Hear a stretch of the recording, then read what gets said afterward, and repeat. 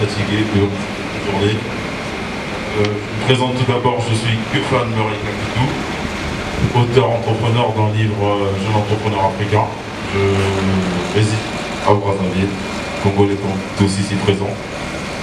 Tout d'abord, j'ai un thème à développer en quelques minutes, mais après, avec le temps, je pense qu'on va avoir des interactions, parce que moi, j'aime pas échanger en monopolisant la parole. Donc, j'ai un peu des interactions et un petit peu des questions de part et d'autre.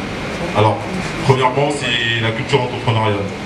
Moi, ce que je dis sur la culture entrepreneuriale, c'est un petit peu, je passe beaucoup plus sur les valeurs entrepreneuriales.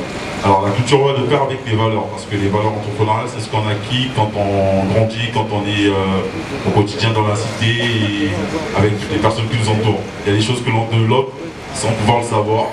Moi, je suis un propre exemple à moi-même sur ce domaine. Donc j'ai développé sur moi une culture entrepreneuriale avec le temps, mais sans le savoir, après que j'ai découvert quand j'ai eu la chance de travailler dans la Centrafrique. Primo, s'il faudrait commencer, la culture entrepreneuriale se base sur des valeurs comme la créativité, l'innovation, la création d'entreprises, la création d'idées, parce qu'il y a beaucoup qui ont plusieurs idées. Il y a ceux qui ont des idées de business et il y a ceux qui ont des business. Les idées de business, c'est des idées qu'on a en tête mais qui se matérialisent difficilement. Alors, deuxièmement, c'est pour moi le volet le plus fort pour moi, c'est le volet de ce que l'on dégage de soi-même. Est-ce que quand on fait un truc, qu'est-ce qu'on cultive de soi-même en fait? Qu'est-ce que vous voulez cultiver quand vous faites la culture entrepreneuriale? C'est-à-dire que ce que vous êtes capable de faire.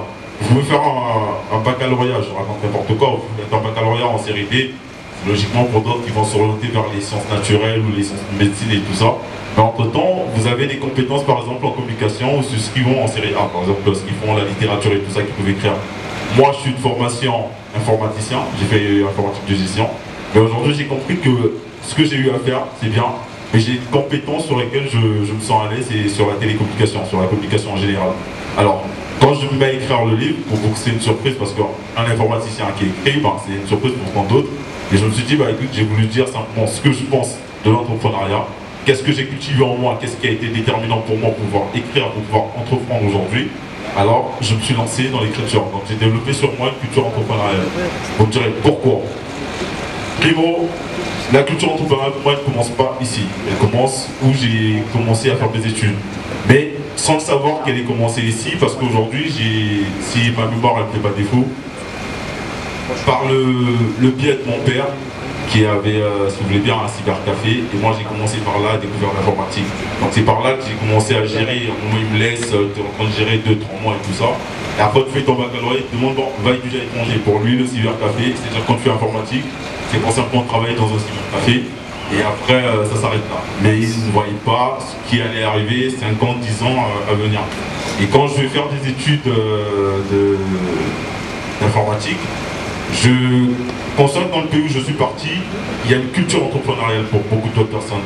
Les gens qui sortent des écoles, ils ne vont pas pour chercher de l'emploi, ils vont plutôt pour créer des activités, pour créer des entreprises, pour créer des idées, en fait pour créer tout ce qu'ils peuvent faire pour essayer de permettre à tous de se retrouver. Ils peuvent être un camp de 5, 6, 7 étudiants, quand ils finissent les études, tu ne vas pas courir aller chercher de l'emploi, mais ils vont directement pour créer des entreprises. Moi je me suis posé la question, mais pourquoi est-ce qu'ils arrivent à faire ça? Parce que chez nous au Congo, quand tu finis quand tu as ton diplôme en poche, tu rentres au pays, c'est pour aller chercher de l'emploi, mais ici les jeunes ils vont plus pour créer de l'emploi.